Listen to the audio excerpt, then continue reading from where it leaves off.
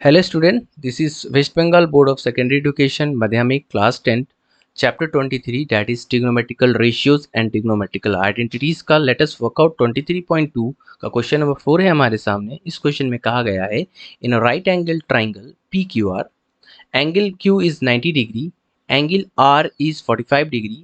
If PR is given as 3 root 2 unit, then let us find out the length of two side PQ and QR.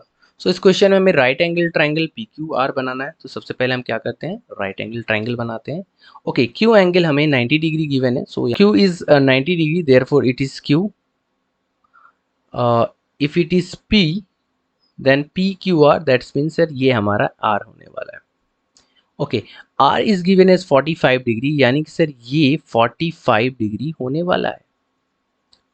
और PR हमें given है that is 3√2।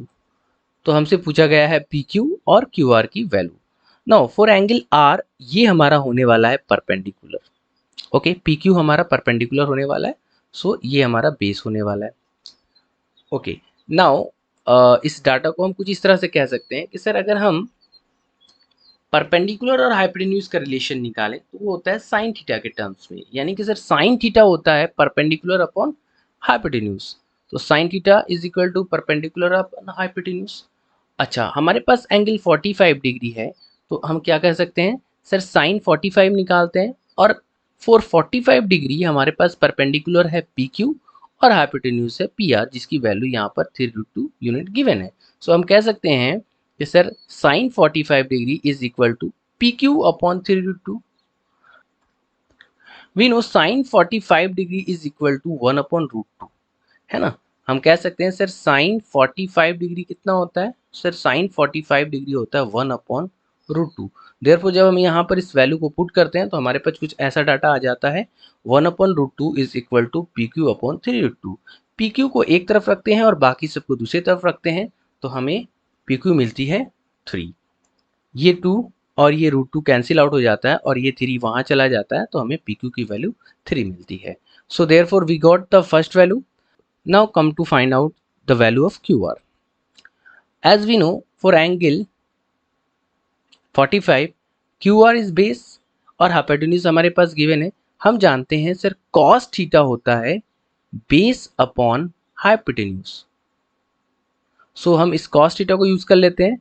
So we can say cos theta is equal to base upon hypotenuse and we know हमारे पास 45 degree है, तो हम यहाँ इसका इस्तेमाल कर लेते हैं। cos 45 डिग्री क्या होने वाला है, बेस हमारे पास QR है, हाइपोटेन्यूज हमारे पास PR है।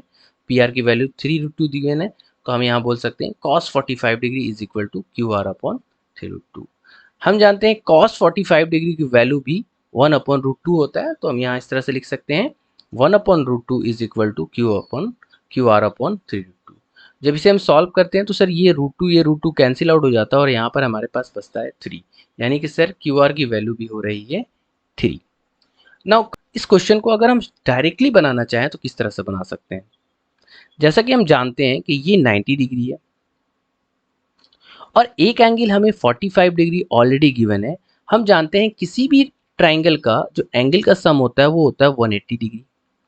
180 डिग्री अगर हम पहले यहाँ 90 माइनस करते हैं तो यहाँ 90 आता है और एक एंगल गिवन है 45, तो सर 45 माइनस करते हैं तो हमारे पास 45 आता है, यानी कि सर ये जो एंगल आने वाला है ये भी क्या आने वाला है, 45 डिग्री आता है। अब किसी भी ट्राइंगल में दो एंगल इक्वल हो, इसका मतलब वो एंगल क्या कहलाता है, वो ट्राइंगल क्या कहलाता है सर, वो ट्राइंगल कहलाता है आइसोसेलेस ट्राइंगल। और हम जानते हैं आइसोसेलेस ट्राइंगल में दो एंगल बराबर होता है, साथ ही साथ दो साइड भी बराबर होते हैं। देयरफॉर हम बोल सकते हैं कि सर PQ और QR इक्वल है।